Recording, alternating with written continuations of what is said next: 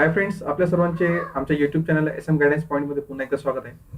मित्रांनो, मागच्या व्हिडिओमध्ये आपण इयत्ता 6वीचा सामान्य विज्ञानचं पुस्तक त्याचं संपूर्णपणे विश्लेषण केलं होतं.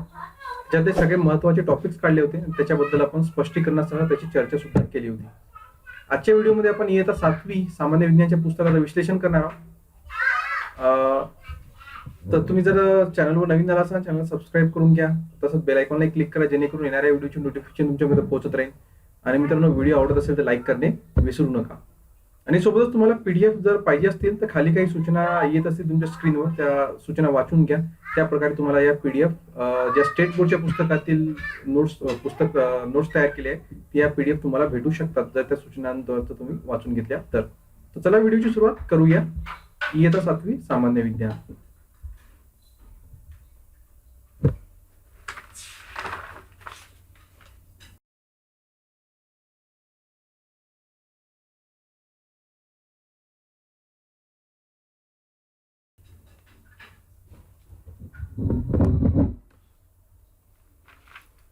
इयत्ता 7वीचा सगळ्यात पहिला पार्ट आहे मित्रांनो, सजीव सृष्टी, अनुकूलन व वर्गीकरण.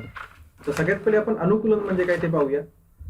पहिल्याच पॉइंट मध्ये मी दिलेलं आहे, प्रत्येक सजीव ज्या परिसरात वातावरणात राहतो त्याच्याशी जुळून घेण्याच्या व त्याच्या शरीराचे अवयव यांमध्ये तसेच जीवन जगण्याच्या पद्धतीमध्ये कालानुरूप घडून आलेल्या बदलाला अनुकूलन म्हणतात.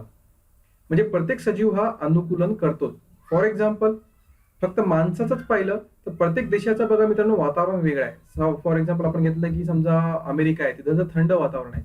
जर भारतीय व्यक्ती अमेरिकेत गेला तर त्याला तिथं थंडी जास्त लागेल, आणि जर अमेरिकेचा भारतात आला तर त्याला गरमी जास्त लागेल. म्हणजे त्यांच्या वातावरणानुसार त्यांचं अनुकूलन झालेलं आहे. त्यांना अमेरिकेत जे राहिले ते त्यांना काही एवढं फरक पडणार नाही.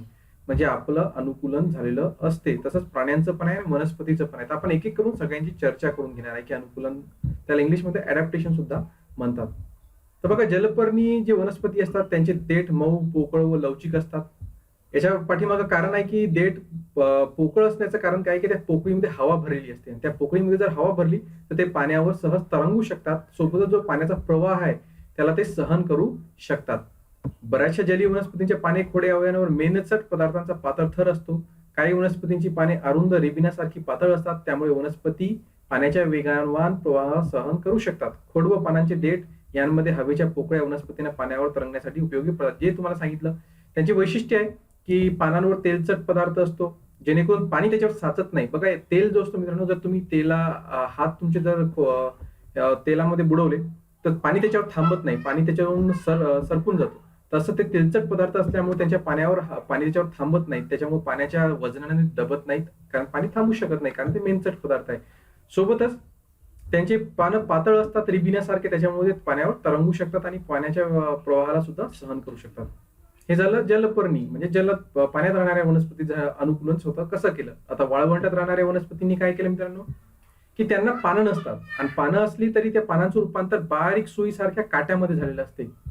याच्या पाठीमागं कारण आहे, सुईसारख्या काट्यामध्ये का झालं की पानांद्वारे पाण्याची वाफ होऊन लवकर वातावरणात चालली जाते, म्हणजे झाडातील पाण्याची वाफ होऊन जाते. मग ही वाफ होऊ नये, कारण वाळवंटात पहिलेच पाण्याची कमतरता असते.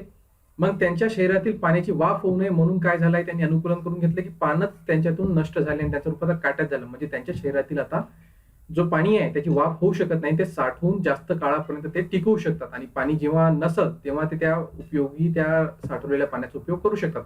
मग आता प्रश्न आहे की मग यांचं प्रकाश संश्लेषण कसं होते. तर जे वाळवंटी प्रदेशातील वनस्पती आहे त्यांचे खोड सुद्धा हिरवे असतात.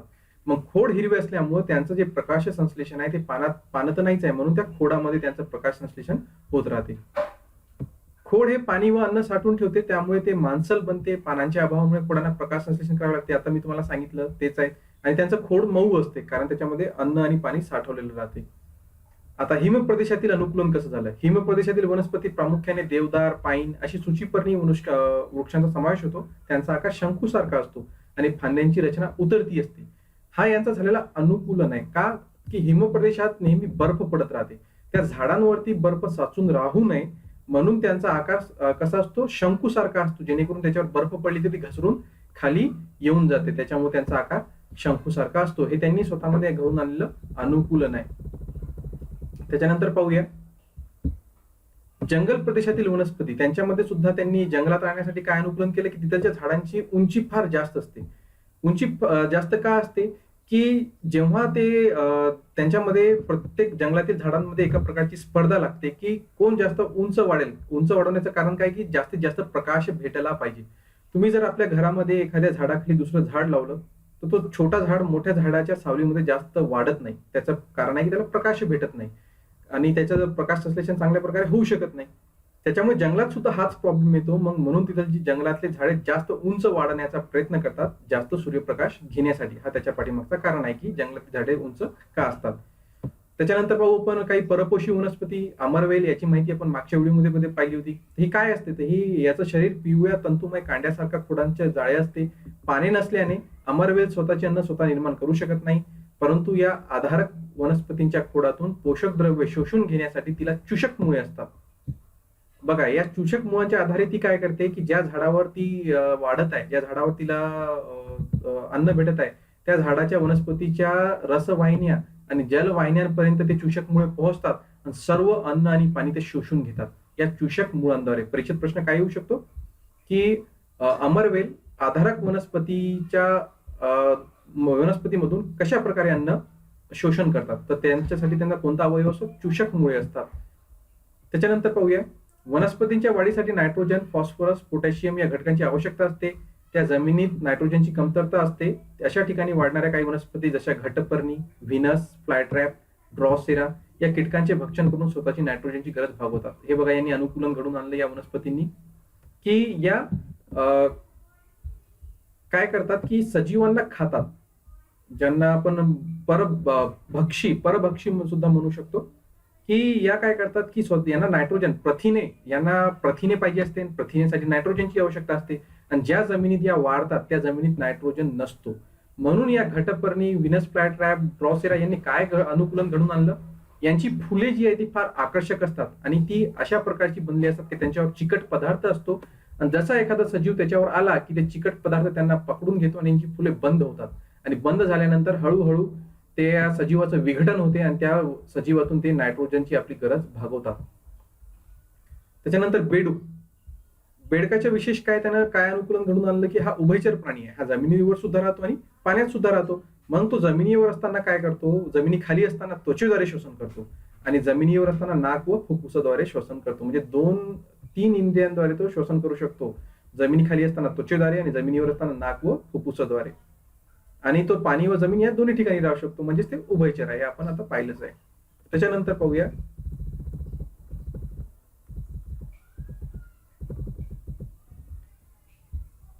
बघा, वाघाच्या पायांच्या तळांना गादी असते, त्यामुळे त्यांची चावल भक्ष्यास लागत नाही व सहजतेने भक्ष्य पकडता येते. आता बघा, हे शिकारी प्राणी आहेत, यांचं सुद्धा अनुकूलन झालेलं आहे, की वाघाचे जे तळपाय असतात त्यांना गादी असते. ती गादी काय, त्यांनी स्वतःमध्ये घडून आणलेली अनुकूलन आहे. ते काय गादी आहे, की ते जेव्हा चालतात तर समोरच्या एखादं हरिण वगैरे आहे त्याची चाहूल लागू नये, म्हणजे हळूवार जातात आणि त्या गादीमुळे त्यांचा आवाज येत नाही आणि ते समोरच्या प्राण्याची सहजतेने शिकार करू शकतात.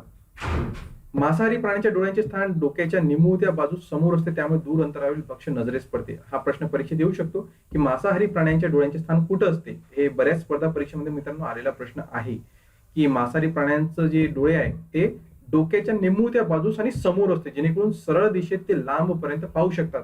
आणि याचा उलट जर आपण पाहिला, की जे शाकाहारी वनस्पती असतात, शाकाहारी प्राण्यांचे जे डोळे आहेत ते कपाळाच्या खाली व बाजूस असते, त्याच्यामुळे ते खूप मोठा परिसर त्यांना दिसू शकते, कारण दोन्ही डोळे बाजूस असतात, कपाळाच्या खाली बाजूच्या दिशेने, आणि खूप मोठा परिसर पाहू शकत असल्यामुळं त्यांना शत्रूपासून बचावाची संधी भेटून जाते. आणि या शाकाहारी प्राण्यांची विशेषता अजून एक असते मित्रांनो, की यांचे पाय हे बारीक असतात, निमुळते असतात आणि लांब असतात आणि याच्यामुळे ते उड्या मारू मारू पळू शकतात आणि आपला बचाव करू शकतात. हा सुद्धा अनुकूलन त्यांनी घडून आणलंय. तसंच वाळवंटी प्रदेशात पाणी टिकून ठेवण्यासाठी जे प्राणी आहे, वाळवंटी प्रदेशात त्यांची त्वचा ही जाड असते.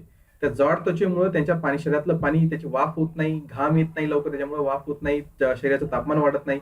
आणि पाय लांब असतात, जेणेकरून जमिनीचा जो तापमान आहे त्याच्यावरून ते तापत नाही. आणि यांच्या पापण्या लांब व जाड असतात. त्याचं कारण काय, की वाळवंटी प्रदेशामध्ये जी धूळ आहे ती सतत त्याचं धूळ उडत राहते, वाळू तिथची उडत राहते, त्याच्यामुळे त्यांच्या पापण्या जाड व लांब असल्यामुळे ते धूळ तिथची डोळ्यामध्ये जात नाही. हे सगळं अनुकूलन घडून आणलेलं आहे, हे या पाठामध्ये आहे. हे फार इम्पॉर्टंट टॉपिक आहे. अडॅप्टेशन ह्या परीक्षेमध्ये सुद्धा याच्यात आतापर्यंत भरपूर ठिकाणी याच्यात प्रश्न विचारले गेलेले आहेत. त्याच्यानंतर पाहूया, पक्ष्यांची शरीर देखील दोन्ही टोकांना निमुळते असल्याने उडवताना हवेचा विरोध होत नाही. शरीरावरील पिसांचे आवरण, पुढच्या पायांचे पंखात झालेले रूपांतर, पोकळ हाडे यामुळे त्यांचे शरीर हलकी ओढण्यासाठी अनुकूलित झालेली आहेत. पक्ष्यांनी स्वतःचं अनुकूलन काय घडवून आणलं की त्यांचं जे शरीर आहे दोन्ही ठिकाणी निमुळता असतो, त्याच्यामुळे वाऱ्याचा जो प्रवाह आहे त्याच्यामुळे त्यांना काही अडचण येत नाही. जसं विमान आहे, दोन्ही त्याचे टोक हे निमुळते असतात, त्याच्यामुळे ते वाऱ्याला सहज क्रॉस करू शकतात. तसंच त्यांच्या पिसांमुळे आणि त्यांच्या पुढचे पाय जे असतात ते पंखात रूपांतर झाले आणि त्यांचे शरीर आणि त्यांची हाडे आहे ती पोकळ असतात, त्याच्यामुळे त्यांचं वजन हलकं होतं. तर या अनुकूलनावरूनच डार्विनचा उत्क्रांतीचा सिद्धांत आहे, फार महत्वाचा आहे मित्रांनो, बऱ्याच परीक्षेत विचारला जातो. डार्विनचा उत्क्रांतीचा सिद्धांत हे आपल्याला माहित असलं पाहिजे, इयत्ता 7वीच्या पुस्तकात दिलेला आहे. काय आहे उत्क्रांतीचा सिद्धांत पाहूया आपण. चला. चार्ल्स डार्विन या जीवशास्त्रज्ञाने अनेक प्रकारच्या प्राण्यांचा आणि वनस्पतींचा अभ्यास करून सुचवले की जे सजीव त्यावेळच्या पर्यावरणात जगण्यात सर्वात जास्त सक्षम होते तेच सजीव पुढील काळात टिकण्याची शक्यता सर्वात जास्त असते. याला सक्षम तोच टिकेल सिद्धांत म्हणतात. हा डार्विनचा पहिला सिद्धांत आहे. बघा मित्रांनो, यानं काय मांडलं होतं पहिला सिद्धांत चार्ल्स डार्विन. याला समजून घ्या. जर तुम्ही याला डार्विनच्या सिद्धांताला जर समजून घेतलं ना, तुम्हाला पाठ ठेवायला काही अडचण जाणार नाही. याचं म्हणणं होतं की जो एखाद्या कठीण परिस्थितीत सजीव टिकू शकतो ना, तोच पुढे भविष्यात सुद्धा त्याच्या पिढ्या वाढू शकतात. फॉर एक्झाम्पल, जर आताची सिच्युएशन ही आपल्याला सुद्धा लागू पडते की जो कोरोनाचा प्रभाव वाढत आहे, या कोरोनाच्या प्रभावात सुद्धा जे लोक जिवंत राहत आहे किंवा ज्या लोकांना कोरोना झाला परंतु सुद्धा त्यांचे सिम्पटम्स दिसत नाही आणि ते ऑटोमॅटिकली स्वतः चांगले झाले, तर भविष्यात जास्त शक्यता ही आहे की त्या परिवारातील त्यांच्या पिढी या पुढच्या काळात जिवंत राहू शकतील, कारण त्यांच्यामध्ये तेवढी इम्युनी सिस्टीम पॉवरफुल आहे की ते या विरुद्ध लढा देऊ शकतात. आणि ज्यांची इम्युनी सिस्टीम कमी आहे ते तर स्वतः मरतीलच, परंतु त्यांची पिढ्या तर स्वतः मेले तर पुढच्या पिढ्या काय जिवंत राहणार. हा चार्ल्स डार्विनचा पहिला सिद्धांत. त्याच्यानंतर तो काय म्हणतो की एखादा सजीव, याचा दुसरा सिद्धांत आहे हा, एखादा सजीव त्याला फायदेशीर ठरणारे एखादे वैशिष्ट्य घेऊन जन्माला आला व टिकू शकला तर त्याची पुढची पिढी त्यासारखीच बनते. याला डार्विनचा दुसरा सिद्धांत, नैसर्ग निवडीचा दुसरा सिद्धांत म्हणतात. की एखादा सजीव त्याला फायदेशीर ठरणारे एखादे वैशिष्ट्य घेऊन जन्माला आला व टिकू शकला तर त्याची पुढची पिढी त्याच्यासारखीच बनते व याला डार्विनचा दुसरा सिद्धांत म्हणतात. म्हणजे दोन सिद्धांत आहेत डार्विनचे, दोन्ही महत्वाचे मित्रांनो, लक्षात ठेवा. समजले असतील तर तुम्हाला लगेच लक्षात राहतील सुद्धा. त्याच्यानंतर पाहूया आपण सजीवांचे वर्गीकरण.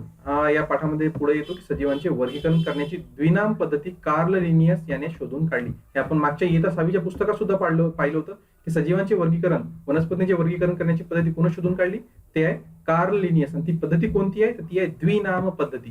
ही द्विनाम पद्धती म्हणजे काय, तर प्रत्येक सजीवाला एक वैज्ञानिक नाव दिलेलं राहते आणि जो म्हणजे प्रत्येक सजीवाला एक वैज्ञानिक नाव आहे, त्या एका वैज्ञानिक नावामध्ये दोन संज्ञा असतात. पहिली संज्ञा कशाची असते तर ती प्रजाती दर्शवते, ते प्राण्याची प्रजाती, आणि दुसरी संज्ञा ही त्याची जाती दर्शवते. वैज्ञानिक नावात दोन नाव असतात त्याचे, पहिल्या याच्यात प्रजाती दाखवली जाते आणि दुसऱ्या याच्यात जाती दाखवली जाते. फॉर एक्झाम्पल पाहूया कुत्रा. या द्विनाम पद्धतीनुसार कुत्र्याचं नाव, वैज्ञानिक नाव काय आहे, तर याचं वैज्ञानिक नाव आहे कॅनिस फॅमिलिरिस. त्याच्यानंतर गाय बोस टॉरस हे याचं वैज्ञानिक नाव. त्याच्यानंतर जास्वंतचं आहे हेबिस्कस रोजा सायनेन्सिस. आणि ज्वारीचं आहे सॉर्गम व्हल्गेर. हे नाव लक्षात ठेवा मित्रांनो, विचारल्या जाऊ शकतात परीक्षेत. 4 याच्यात उदाहरण दिलेली आहे, 4च्या 4 तुम्हाला पाठ झाले पाहिजे, एक्झाम मध्ये येऊ शकतात, दाट शक्यता आहे. जे विद्यार्थी आपले बीएससी ऍग्रीवाले आहे त्यांना हे सगळे माहित असतात, किंवा 12वी सायन्स ज्यांचा आहे त्यांना बॉटनीमध्ये सगळ्या गोष्टी होत्या. त्याच्यानुसार मित्रांनो आता ही द्विनाम पद्धती कार्ल लिनियसनं मांडली, परंतु ही द्विनाम पद्धतीच्या नंतर बरेच शोध लागले. नंतर असं पाहण्यात आलं की ही द्विनाम पद्धतीला काही मर्यादा आहे. मग याचे अजून जास्त विस्तृत मांडणी करण्यात आली. मग याची सृष्टी, संघ, वर्ग, गण, कुल, प्रजाती अजून असे टप्पे पाडण्यात आले आणि त्याच्या प्रत्येका गोष्टीला प्रत्येकाला वेगवेगळं नाव देण्यात आलं, सायंटिफिक वेगळं नाव देण्यात. जसं हे आंबा आणि मानवाचं इथं दिलेलं आहे, तुम्ही या पीडीएफ मधून वाचू शकता किंवा व्हिडिओ स्टॉप करा, तुम्हाला सहज दिसून जाईल. आणि नंतर याच्यातच, या पाठातच अजून एक महत्वाची गोष्ट दिलेली आहे की 29 एप्रिल हा जागतिक बेंडूक संरक्षण दिवस म्हणून पाळला जातो. लक्षात ठेवा, विचारला जाऊ शकतो की जागतिक बेंडूक संरक्षण दिवस कोणता आहे, 29 एप्रिल. हा इथं हा पाठ संपतो आणि पुढचा पाठ आपला चालू होतो. आता त्याच्याबद्दल आपण माहिती पाहूया. तो दुसरा पाठ आहे वनस्पती रचना व कार्य. तर सगळ्यात पहिले वनस्पतीची रचना व कार्य दिली आहे. तर सगळ्यात पहिले सांगितलं की हे बघा, हे अंकुर आहे, दिसत आहे. आता या अंकुरमध्ये मित्रांनो, जेव्हा एखादी बी जमिनीमध्ये पेरली जाते तर तेव्हा या बीच्या वरून एक भाग बाहेर निघतो, जो जमिनीच्या वरी जातो, आणि एक भाग खाली जातो, जमिनीच्या खाली जातो. तर या खाली जो भाग जातो त्याला म्हणतात आदिमूळ. आकृतीवरून जर तुम्ही समजून घेतलं तर फार सोपं जाईल तुम्हाला समजायला. याला म्हणतात खाली जाणाऱ्या भागाला आदिमूळ, आणि वरी जो भाग जातो त्याला म्हणतात अंकुर. त्याच्यापासून वरी खोडाची, झाडाची, पानांची आणि फळे जे येतात ते वरी या अंकुरापासूनच वाढून येतात, आणि मुळाखालच्या या आदिमुळापासून येतात. नंतर याची जेव्हा वाढ होते, याच्यानंतर पुढचा भाग येतो मित्रांनो मुळा. तर मुळा मी आकृतीवरून तुम्हाला सांगून देतो, तुम्हाला चांगल्या पद्धतीने समजून जाईल जर आकृती तुम्हाला समजली तर. बघा हे मुळांचा प्रकार आहे, आणि हा जो मुळा आहे ना, हा सोटमूळ प्रकाराच्या मुळा आहे. लक्षात ठेवा, सोटमूळ काय असते. हे जेव्हा वाढत जाते याला फांद्या फुटतात मुळांना, यांना उपमुळे म्हणतात. फांद्या नाही म्हणत, यांना उपमुळे म्हणतात. ते काय करतात मग, झाडाला, मोठमोठ्या झाडांना हे अशा प्रकारच्या मुळा असतात, सोटमूळ असतात, आणि त्या झाडाला आधार देण्याचा काम करतात अशा उपमुळा फुटून. हा जो मेन आहे मोठा सेंटर मधला, हा याला प्राथमिक मूळ म्हणतात, आणि ज्या फांद्यासारख्या भाग आहे त्याला उपमूळ म्हणतात. त्याच्यानंतर या उपमुळांवर किंवा मुळावर, या प्राथमिक मुळावर असे केसासारखे भाग असतात, त्याला मूलरोम म्हणतात. त्याच्यानंतर हा जो टोकाचा भाग आहे मुळाचा त्याला मूलाग्र म्हणतात, आणि तो फार नाजूक असतो. तो त्याची रक्षा करण्यासाठी त्याला एक टोपीसारखं आवरण असते, त्याला मूल टोपी म्हणतात. त्याचं रक्षण करणं का आवश्यक आहे, कारण हा जर तुटला तर मुळांची वाढ लवकर होत नाही, त्याला पुन्हा निर्मिती होण्यास पुन्हा वेळ लागतो, आणि तिथं झाडाची वाढ खुंटून जाते. म्हणून नैसर्गिकरित्या याला एक मूल टोपी असं एक संरक्षक कवच भेटलेलं आहे. तुम्हाला कळालं असं ना, तर मुळाचे भाग कोणकोणते याच्यावर डीप मध्ये अभ्यास ठेवा मित्रांनो, कारण प्रश्न विचारले जाऊ शकतात. मुळा, उपमूळ, प्राथमिक मूळ, मूलरोम, मूलाग्र आणि मूलटोपी हे या मुळाचे भाग आहे. हा कोणता प्रकार आहे मुळाचा, हा सोटमूळ आहे. पुढचा पाहूया.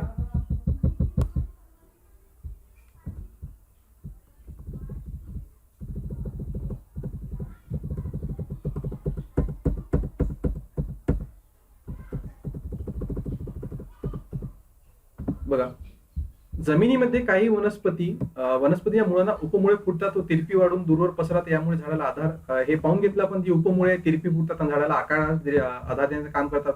आणि जे केसासारखा भाग असतो त्याला मूलरोम म्हणतात. टोकाचा भाग नाजूक असतो म्हणून त्याला मूलटोपी असते, ते त्याला इजा पोहोचू नये म्हणून. त्याच्यानंतर खोडापासून फुटणाऱ्या तंतूसारख्या मुळांना तंतुमूळ म्हणतात. जे खोडापासून मुळे फुटतात ना मित्रांनो, त्यांना काय म्हणतात, तंतुमूळ. तुम्ही ऊस पाहिला असेल, ऊसाला जे तंतुमूळ असतात, धाग्यासारखे असे जाड जाड असतात प्रत्येक पेऱ्यावर, त्याला तंतुमूळ म्हणतात. ते ज्वारीला असते, मक्याला असते. त्याच्यानंतर मुळांची सोटमूळ व तंतुमूळ हे दोन प्रकार पडतात. आणि द्विदल वनस्पतीमध्ये सोटमूळ असते, तर एकदल वनस्पतीमध्ये तंतुमय मूळ असते. हे लक्षात ठेवा मित्रांनो, फार आवश्यक. याच्यावर प्रश्न येऊ शकतो की द्विदल वनस्पतीमध्ये कोणत्या प्रकारच्या मूळ असतात. तर द्विदल मध्ये सोटमूळ असते, आणि एकदल मध्ये तंतुमूळ असते. तंतुमूळ या केसासारखे असतात, आणि सोटमूळ या जाड असतात, मजबूत असतात, टणक असतात. मका, ऊस, ज्वारी, जमिनीत वाढणारी मुळे व जमिनीच्या वरील खोडापासून वाढणारी मुळे, आगंतुक मुळे, अशी दोन प्रकारची मुळे असतात यांना, आगंतुक. कोलकाता येथील इंडियन बॉटॅनिकल गार्डन मध्ये सुमारे 250 वर्षांचे वडाचे झाड खूप मोठ्या परिसरात पसरले आहे. या झाडाला हजारो पारंब्या आहे. हा प्रश्न येऊ शकतो की भारतात सगळ्यात मोठा वडाचं झाड कुठे आहे. हा कुठे आहे, कोलकाता येथील इंडियन बॉटॅनिकल गार्डन मध्ये. आणि याचं वय किती आहे, सुमारे 250 वर्ष, 250 वर्ष झाले आहे त्या झाडाला. त्याच्यानंतर आहे आता खोडाचा भाग पाहूया आपण. मुकुल, पेरे, कांडे हे खोडाचे विविध भाग आहे. मुकुल कशाला म्हणजे, हे आकृती जर पाहिली ना मित्रांनो, तर जसं भूगोलामध्ये आपण नकाशावरून अभ्यास करतो, तसं विज्ञानामध्ये मित्रांनो आकृत्यांचा जर मदत घेतली ना तर फार लवकर समजते आणि लक्षात राहते. हा बघा आता खोड आहे, याला समजायचं कसं, आपण वरून खाली येऊया. हे जो खोडाचा वरून, तुम्हाला माहित असेल की झाडाचा वरचा टोक असतो, तिथून झाड वाढत असतो, त्याला आपण मुकुल म्हणतो. ही साधारणतः आपल्याला माहिती असते की जो वरचा भाग आहे तो मुकुल आहे, आणि तो जर तोडला तर झाडाची वाढ खुंटून जाते, पुन्हा नवीन मुकुल यायला बराचसा वेळ लागतो. त्याच्यामध्ये आपण हे पण पाहतो की जे शेळे असतात ते जास्त करून हा मुकुलच खातात. तर हा वरचा भाग झाला मुकुल. त्याच्यानंतर तुम्ही ऊसाचा जर संकल्पना लक्षात घेतली नाही, तुम्हाला समजून नाही की ऊसाचे दोन भाग ज्या ठिकाणी मिळतात त्याला म्हणतात पेरे, आणि प्रत्येक भागाच्या जॉईंटवर ते पेरे असतात. आणि त्या दोन जॉईंट मध्ये जो भाग असतो ना मित्रांनो, त्याला म्हणतात कांडे. आपण ऊसामुळे ते आपल्या गोष्टी माहित आहे, पेरे काय आहे, कांड काय आहे. ऊसाचा एक कांड, दोन कांड आपण म्हणतो. त्याच्यानंतर हा पान आहे, आणि जो पानाची फांदी असते ना मित्रांनो, तिथे एक मुकुल असतो. हा या ठिकाणी दिसत आहे तुम्हाला आकृतीमध्ये. तर वाढणारा टोक मुकुल या ठिकाणी, म्हणजे मुकुल अजून कारण फांद्या बऱ्याचशा ठिकाणून झाडाला फुटतात, त्याच्यामुळे मुकुल हा एकच नाही, बऱ्याचशा ठिकाणी सुद्धा असू शकतो. त्याच्यानंतर आहे पर्णाग्र, पर्णधारा, शीर, मध्यशीर, देठ, उपपर्ण आणि पर्णतल ही पानाची विविध भागे आहेत. हे पानाची विविध भागे आहेत. त्याच्यानंतर तुम्हाला मी आकृतीवरून हे दाखवून देतो. इथं आकृती नाहीये, मी तुम्हाला डायरेक्ट मित्रांनो काय करतो, पुस्तक दाखवतो, म्हणजे तुम्हाला हे लवकर लक्षात येईल.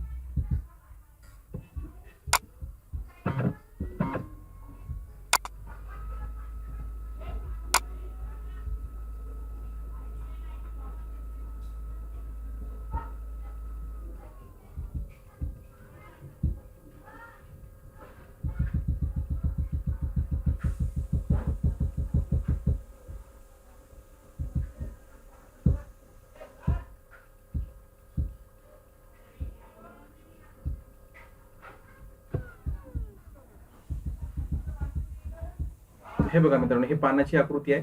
हा जो वरचा भाग आहे पानाचा याला म्हणतात पर्णाग्र. त्याच्यानंतर ही जी धार असते पानाची कडा याला म्हणतात पर्णधारा.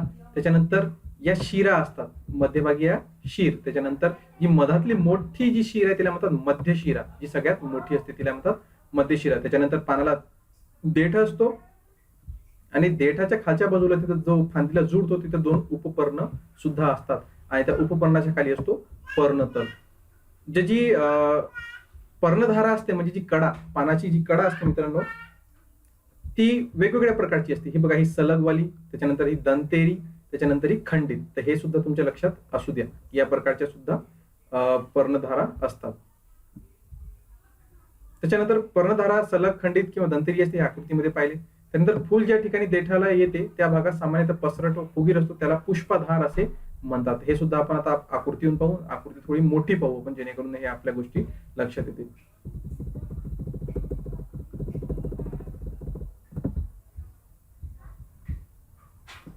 या ठिकाणी बघा मित्रांनो, हा जो भाग आहे हा आपण म्हणत होतो त्याला काय म्हटलेलं आहे इथं, की त्या देठाला पसरट भाग असतो त्यालाच काय म्हणतो आपण, पुष्पधार. आणि त्याच्यावर सगळ्या या फुलांच्या पाकळ्या वगैरे या सगळ्यांची रचना असते. त्याच्यानंतर हा जो आहे हा देठ आहे, या पाकळ्या. आता या पाकळ्यांना काय म्हणतात, याला दलपुंज. पाकळ्यांना खालून जाऊया आपण. बघा, हा देठ. त्याच्यानंतर जेव्हा हा कळी असतो ना मित्रांनो, फुलाची फुल जेव्हा बनलेलं असतो, जेव्हा कळी असते तेव्हा कळी असताना बघा जो हिरवा भाग असतो त्याच्यामध्ये फुल बंद असतो, त्याला निदलपुंज म्हणतात. आणि या निदलपुंजाच्या आतमध्ये असतो अंडाशय. त्याच्यानंतर फुल उघडल्यानंतर हे जे पाकळ्या असतात यांना म्हणतात दलपुंज. आणि जर तुम्ही जास्वंदाचं फुल पाहिलं ना मित्रांनो, तर अशी या प्रकारची एक दांडी दिसते आणि याच्यावर 2 प्रकारचे अवयव असतात. ही जी वरची आहे ती कुक्षी, त्याला त्याच्यामध्ये कुक्षी वृंत असतात. आणि हे जे आहे हे परागकण, त्याच्यामध्ये परागकोश असतात आणि वृंत असतात. तर सगळ्यात पहिले आपण बघूया निदल पुंज. तुम्हाला मी सांगितलं की कळी अवस्थेत असणारा जो हिरवा भाग असतो, ज्या फुलाला बंद करून ठेवतो, तो याला आपण निदल पुंज म्हणतो. दलपुंज म्हणजे काय, फुलांच्या पाकळ्या. दलपुंज या वेगवेगळ्या रंगाच्या, वेगवेगळ्या गंधांच्या सुद्धा असू शकतात. त्याच्यानंतर पुमंग हा पुल्लिंगी भाग असतो, जे आपण पाहिला पुमंग वरचा बारीक बारीक असतो कुक्षीच्या खाली. जायांग जे कुक्षीमध्ये असते, तोच त्या फुलाचा स्त्री केसराचा बनला असतो. त्याच्यामध्ये काय असते, त्यात कुक्षी आणि कुक्षी वृंत आणि अंडाशय असतो. यानंतर काय होते की परागकोश पक्व झाल्यावर फुटतो आणि त्यातील परागकण हे कुक्षीवर जाऊन पडतात. या क्रियेला परागीभवन असे म्हणतात. या परागीभवनापासून पुढे अंडाशयातील बीजांडाचे फलन होऊन त्याचे रूपांतर बी मध्ये होते, तर अंडाशयाचे रूपांतर फळात होते. एकाचं बी बनते तर एकाचं अंडाशयाचं रूपांतर फळात होते. म्हणजे या फुलाद्वारे या महत्वाच्या गोष्टी घडतात.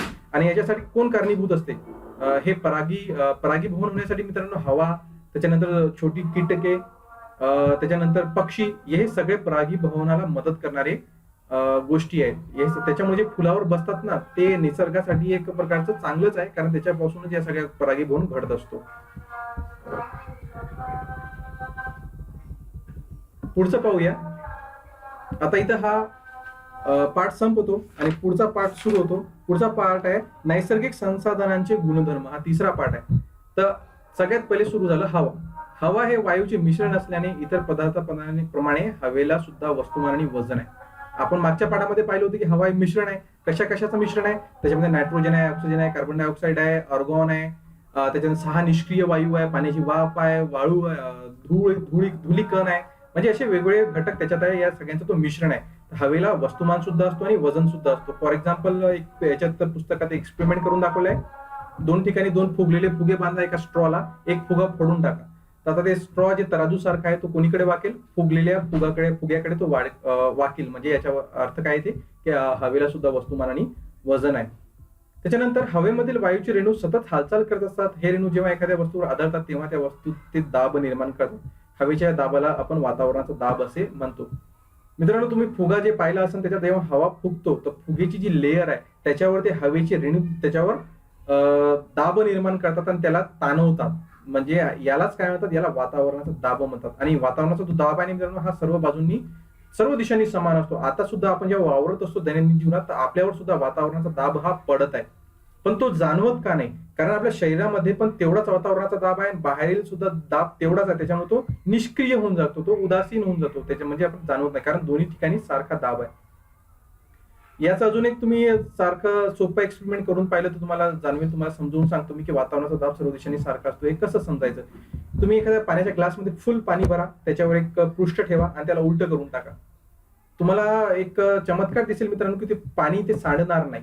तो पृष्ठ उलट केल्यानंतरही त्याला लागूनच राहणार. याचं कारण काय की वातावरणाचा दाब त्या पृष्ठाला दाबत राहतो उलट केल्यानंतर सुद्धा. आणि ग्लासच्या आतमध्ये वातावरण नाहीये का? नाही आहे, कारण त्याच्यात सगळं पाणी भरलं असतं, त्याच्यात काही पण हवा नसते. त्याच्यामुळे त्याच्या आतमधला दाब सगळा संपून जातो. मग सर्वसामान्य परिस्थितीमध्ये समुद्र सपाटीला वातावरणाचा दाब किती असतो? तर हा असतो 1,01,400 न्यूटन प्रति चौरस मीटर इतका असतो. हा वायुदाब मापकाने मोजता सुद्धा येतो. फार आवश्यक गोष्ट आहे मित्रांनो, लक्षात ठेवा. आकडेवारी विचारल्या जाऊ शकते की वातावरणाचा दाब समुद्र सपाटीला साधारणतः किती असते? 1,01,400 न्यूटन प्रति चौरस मीटर इतका तो असतो. त्याच्यानंतर पुढे आहे की डॅनियल बर्नौली या शास्त्रज्ञाने 1726 साली महत्वाचे तत्व मांडले की हवेचा वेग वाढला तर तिचा दाब कमी होतो आणि या उलट जर हवेचा वेग कमी असला तर दाब वाढतो. एखादी वस्तू हवेमधून गतिमान असल्यास त्या वस्तूच्या गतीच्या लंब दिशेला हवेचा दाब कमी होतो आणि मग आजूबाजूची हवा जास्त दाबाकडून कमी दाबाकडे जोराने वाहू लागते. डॅनियल बर्नौली म्हटलं होतं की हवेचा दाब आणि हवेचा वेग याचा संबंध दर्शवला की वेग जास्त असला तर दाब कमी असतो आणि जेव्हा वेग कमी असतो तेव्हा दाब वाढून जातो. म्हणजे दाब हा परपेंडिक्युलर सरळ वरून खाली असा तो दाब निर्माण करतो. त्याच्यानंतर पुढचा पाहूया.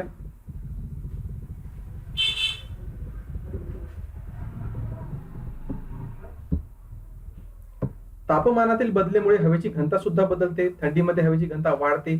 त्याच्यामुळे थंडीत दूरच्या गाडीचा आवाज सुद्धा आपल्याला स्पष्ट ऐकू येते. याच्यावरून लक्षात येते की आवाजाला सुद्धा माध्यमाची आवश्यकता असते आणि हवा एक माध्यम आहे. आणि घनता वाढल्यामुळे दूरच्या गाडीचा सुद्धा आपल्याला थंडीच्या दिवसांमध्ये आवाज स्पष्ट ऐकू येतो.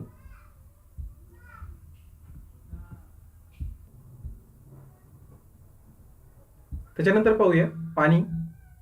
पाणी हा एक प्रवाही पदार्थ आहे आणि पाण्याला स्वतःचा आकार नाही परंतु आकारमान आहे. म्हणजे हे आपल्याला माहिती की पाणी जिथं आपण सांडलं असेल तर जिथं उतार आहे तो प्रवाह त्याचा बनून जातो उताराच्या दिशेने. आणि पाण्याला स्वतःचा आकार नाही. ज्याही वस्तूमध्ये तुम्ही त्याला टाकसा तसा तो आकार घेऊन घेतो. म्हणजे त्याला आकारमान आहे. आकार नाही परंतु आकारमान त्याला आहे. त्याच्यानंतर बर्फ पाण्यापेक्षा हलका असतो. जेव्हा पाणी गोठून त्याचे घनरूप बर्फ होतो तेव्हा मूळच्या द्रवापेक्षा तो हलका असतो आणि स्थायी रूपांतर होताना त्याचे आकारमान वाढते व बर्फाची घनता कमी होते. म्हणून बर्फाचे खडे पाण्यावर तरंगतात कारण त्याची घनता कमी असते आणि आकारमान जास्त असते. आता इथं मित्रांनो एक महत्वाचा टॉपिक आहे, तो आहे पाण्याचे असंगत वर्तन. याच्यात मध्ये एमपीएससी असो अन्य स्पर्धा परीक्षा असो बऱ्याच वेळा या टॉपिकवर क्वेश्चन्स आलेले आहेत. त्याच्यामुळे याला चांगलं समजून घ्या. साधारणपणे पदार्थाचे तापमान कमी केल्यास त्याची घनता वाढते व आकारमान कमी होते, परंतु पाणी याला अपवाद आहे. म्हणजे कोणताही जर पदार्थ घेतला आणि त्याचं तापमान कमी करत गेलो तर काय होते, घनता वाढत जाते आणि आकारमान कमी होते. पाणी याला उलट आहे. उलट आहे म्हणजे काय होते की जेव्हा पाणी थंड होते तेव्हा त्याची घनता वाढत जाते. मात्र 4 डिग्री सेल्सिअसला तापमानाच्या खाली तापमान गेल्यास पाण्याची घनता कमी होऊ लागते. म्हणजे जिथं घनता वाढायला पाहिजे इथं उलट होणं चालू होते. कधी 4 डिग्री सेल्सिअसच्या खाली घनता कमी होऊ लागते आणि म्हणजेच 4 डिग्री तापमानाला पाण्याची घनता सर्वात जास्त असते. म्हणजे 4 डिग्री सेल्सिअसला सर्वात जास्त असते त्याच्यानंतर त्याची कमी होऊ लागते. व 4 डिग्री सेल्सिअस पाण्याचे त्याच्यानंतर खाली पाहूया. 4 डिग्री सेल्सिअस पेक्षा त्याचे तापमान कमी केल्यास त्याची घनता कमी होऊ लागते आणि आकारमान वाढते. जेव्हा आकारमान कमी होऊ लागते तर इथं उलट होणं काय होते, इथं आकारमान वाढू लागते. म्हणजे 4 डिग्री सेल्सिअस खाली तापमान जाऊ लागल्यावर पाणी प्रसरण पावते. यालाच पाण्याचे असंगत आचरण म्हणतात. याच्यात 2-3 प्रकारचे प्रश्न विचारले जाऊ शकतात की 4 डिग्री पाण्याचे असंगत आचरण कोणत्या तापमानाला सुरू होते, तर ते 4 डिग्री सेल्सिअसला. 4°C खाली मग काय होते, घनता कमी होऊन आकारमान वाढते. तर या गोष्टी लक्षात ठेवा. आणि जे अंटार्क्टिक खंड आहे तिथं जे सजीव का जिवंत आहे, तर या पाण्याच्या असंगत आचरणामुळे तिथं पाण्याखाली तिथं जे सजीव ते जिवंत आहेत. त्याच्यानंतर पाण्यासंबंधी अजून माहिती आहे की पाणी हे उत्तम शीतक आहे, थंड करणारा पदार्थ आहे. त्याच्यामुळे हा पाण्याच्या गाड्यांच्या ज्या रेडिएटर्स असतात त्याच्यामध्ये पाणी हा एक कूलंट म्हणून त्याला वापरलं जाते, कारण तो इंजिनला थंड ठेवतो. पाण्यात अनेक प्रकारचे पदार्थ विरघळतात, म्हणजे पाणी हे वैश्विक द्रावक आहे. हा बऱ्याच एक्झाम मध्ये आलेला प्रश्न आहे की पाणी हा एक वैश्विक द्रावक आहे. तर हवा झाली, पाणी झाली. आता इथं सुरू होते मित्रांनो मृदा. मृदेबद्दल आपण बरीचशी माहिती मागच्या इयत्ता 6वीच्या विज्ञानाच्या पुस्तकात चांगली डिटेलमध्ये पाहिली होती. इथं थोडक्यात पाहूया की मृदेच्या पोतावरून मृदेचे प्रकार पडतात. कोणते प्रकार पडतात? रेताड मृदा, पोयटा मृदा आणि चिकन मृदा. जी रेताड मृदा असते मित्रांनो ती त्याच्यामध्ये हवा खेळती राहते, मशागती सोपी राहते. पोयटा मृदा ही मशागतीसाठी थोडी कठीण राहते आणि चिकन मृदा ही मशागतीसाठी खूपच कठीण राहते.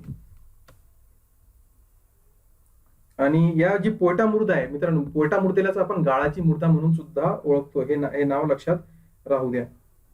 आणि जी चिकन मृदा आहे याच्यामध्ये पाणी साठवून धरून ठेवण्याची क्षमता सगळ्यात जास्त असते. त्याच्यानंतर आहे चिनी मृदा. ही पांढऱ्या रंगाची असते. आपल्याला माहित आहे की आपल्या घरातल्या कपबश्या, काही भांडे, सजावटीची साधने, फरश्या, टाक्या, प्रयोगशाळेतील उपकरणे हे या चिनी मातीपासून बनतात. त्याच्यानंतर शाडूची मृदा. शाडूच्या मृदेपासून ही पांढऱ्या रंगाची असते आणि याच्यापासून पुतळे बनवले जातात. हे सुद्धा प्रश्न आलेला आहे परीक्षेमध्ये की पुतळे कोणत्या मृदेपासून बनवतात, ती असते शाडूची मृदा. त्याच्यानंतर टेराकोटा मृदा. यामुळे यापासून काय बनतात, टेराकोटापासून कुंड्या आणि सजावटीच्या वस्तू बनल्या जातात. मुलतानी मृदा. मुलतानी मृदा हे ज्या मुली आहेत त्यांना माहित आहे की मुलतानी मृदा हे सौंदर्य प्रसाधनांमध्ये वापरली जाते. त्याच्यानंतर पुढचा टॉपिक पाहूया आपण.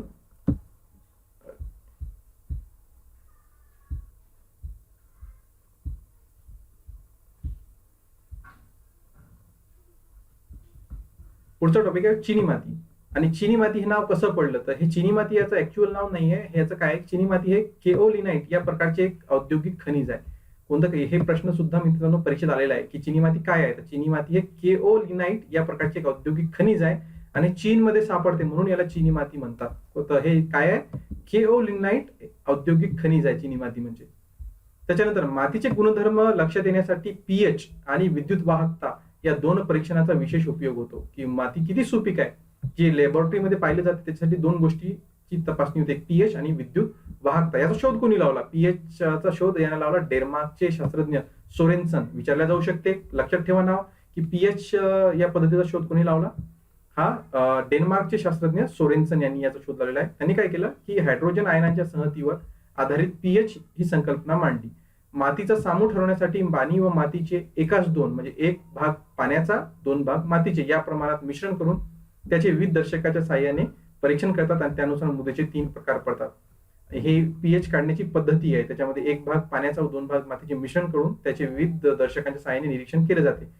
मग ज्यांचा पीएच 6.5 पेक्षा कमी आहे ती कोणती असते? आम्लयुक्त मृदा. त्याच्यामध्ये आम्ल जास्त असते. उदासीन मृदा कोणती असते? तर ज्याचा पीएच 6.5 ते 7.5 च्या दरम्यान असते. आणि आम्लारी धर्मी कोणती? की ज्याचा पीएच 7.5 पेक्षा जास्त असतो. हे तिन्ही लक्षात ठेवा मित्रांनो, याच्यावर प्रश्न येऊ शकतात. त्याच्यानंतर सुपीक मृदेचा समूह हा 6 पेक्षा कमी व 8 पेक्षा जास्त नसतो. म्हणजे जी सुपीक मृदा आपण ओळखतो त्याचा जो पीएच आहे तो 6 ते 8 च्या दरम्यान असला पाहिजे. 6 पेक्षा कमी नको आणि 8 पेक्षा जास्त सुद्धा नको.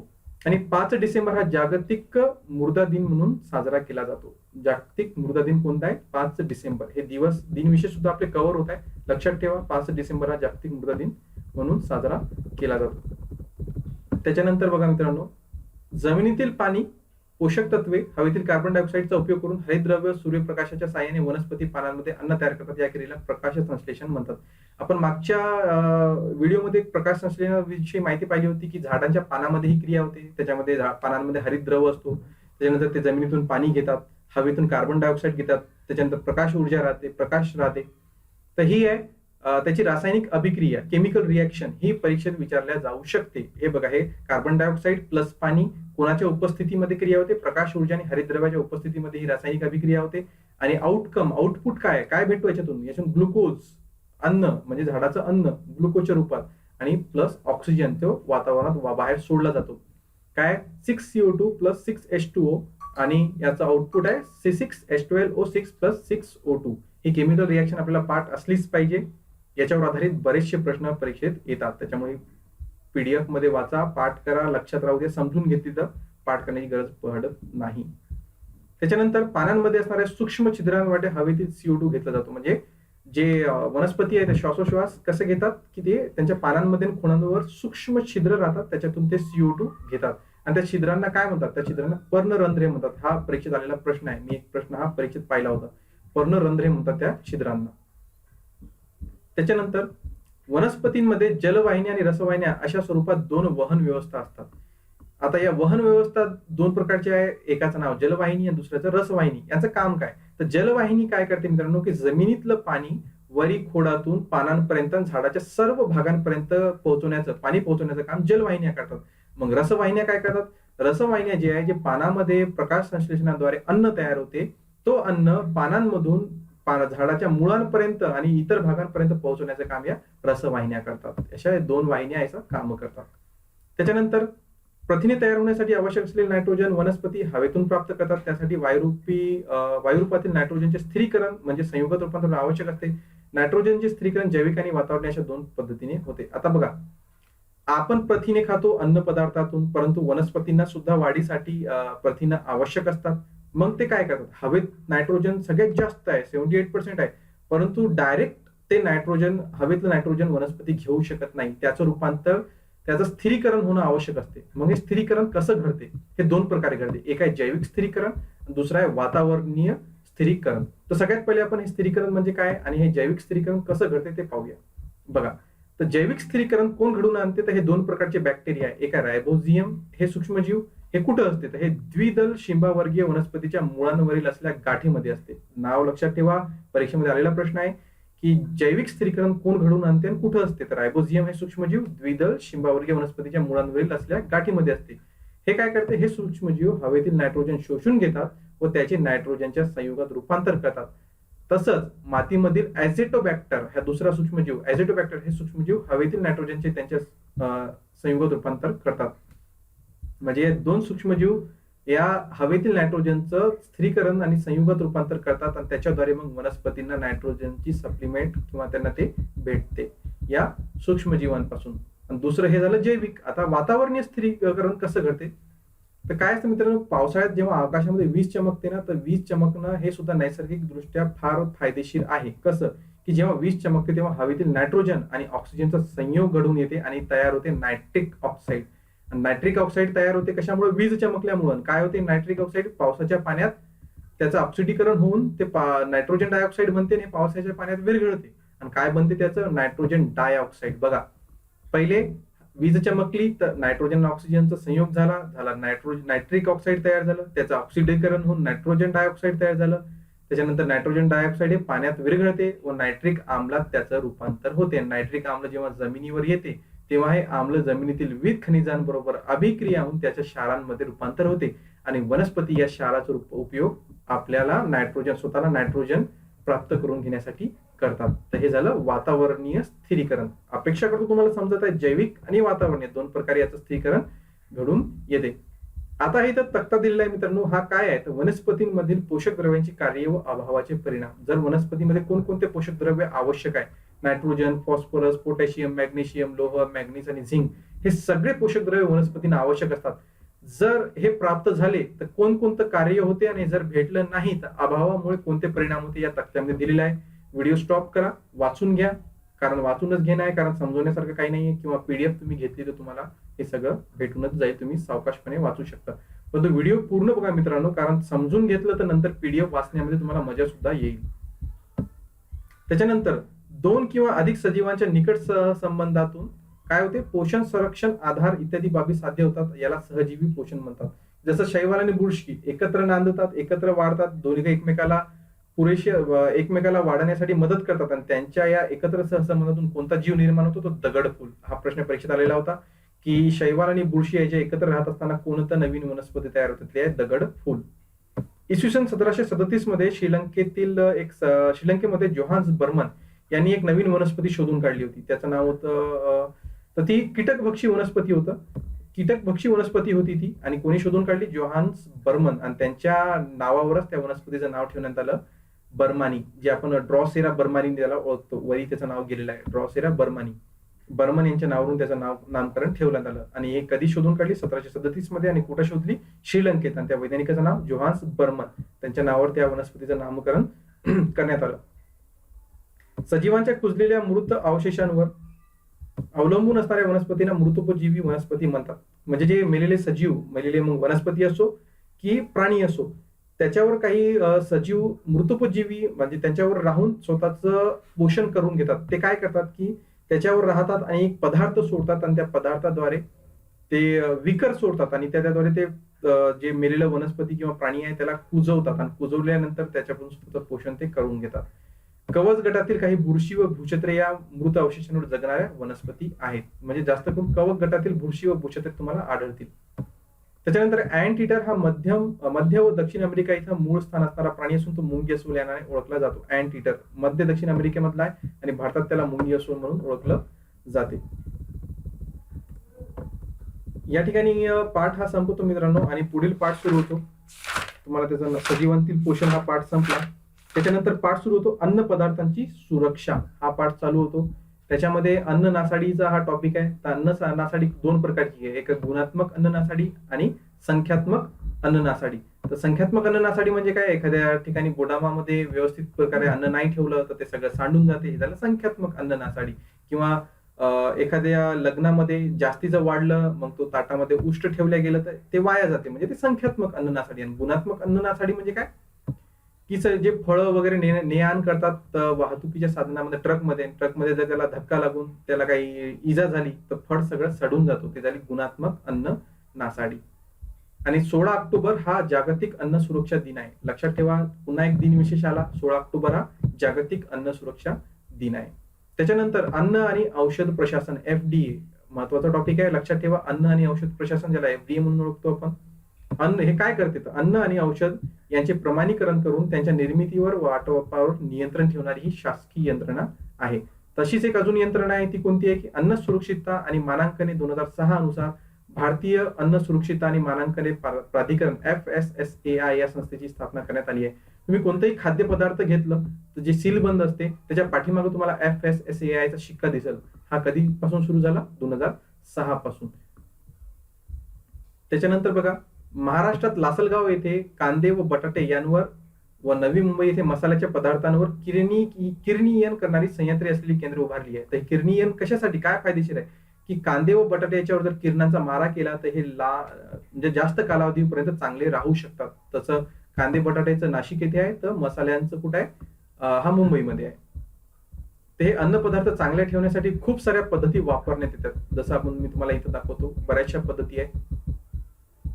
या अन्न रक्षणाच्या पद्धती आहे. कोणकोणत्या आहे? गोठणीकरण, वायूचा वापर, धुरीकरण, परिरक्षकांचा वापर, कीटकनाशकांचा वापर, आणि त्याच्यानंतर किरणीयन, जे आता आपण पाहिलं नाशिकला आहे आणि मुंबईला आहे. आणि पाश्चरीकरण, हे पाश्चरीकरण आपण पाहिलेलं आहे याच्या आधी पण. हे लुईस पाश्चर यांनी शोधून काढलं. आणि याच्यात काय करतात की विशिष्ट तापमानात त्या पदार्थाला तापवतात आणि पुन्हा त्याला थंड करतात, ताबडतोब थंड करतात. त्याच्यामुळे त्याच्या सूक्ष्मजीवांचा नाश होतो आणि ते पदार्थ जास्त वेळ टिकू शकतो. याला पाश्चरायझेशन, पाश्चरीकरण सुद्धा म्हणतात. हे अन्न रक्षणाच्या या पद्धती आहेत. त्याच्यानंतर आपण पुढचं पाहूया. वाढत्या तापमानाचा वापर करून अन्न पदार्थांमध्ये सूक्ष्मजीव वाढ रोखून त्यांच्यावर गुणवत्ता ठेवण्याच्या पद्धती लुईस पाश्चर, तुम्हाला म्हटलं पाश्चरायझेशन, हे लुईस पाश्चर यांनी शोधून काढली ही टेक्निक. त्याच्यानंतर 1954 मध्ये लोकसभेने अन्न भेसळ प्रतिबंधात्मक कायदा संमत केला. यावेळी त्याच्यामध्ये सुधारणा करण्यात आली 1976 मध्ये. आणि काय सुधारणा झाली? अपायकारक पदार्थांची भेसळ करणाऱ्या जन्मठेपेची सुद्धा शिक्षा करण्यात येऊ शकते. तसंच अन्नाची साठवण योग्य ठिकाणी व योग्य प्रकारे व्हावी. अन्न पदार्थांवर वेष्टन, अन्नाला व औषधाला घातक नसावे.